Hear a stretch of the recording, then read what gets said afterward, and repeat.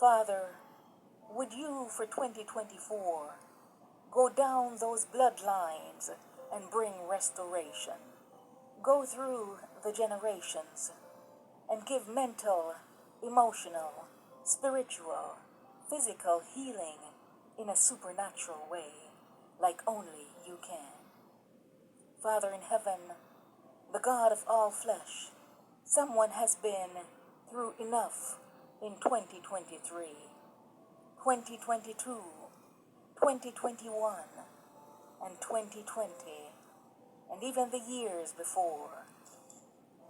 And there are those who have suffered for their entire lifetime and have not known an easy day.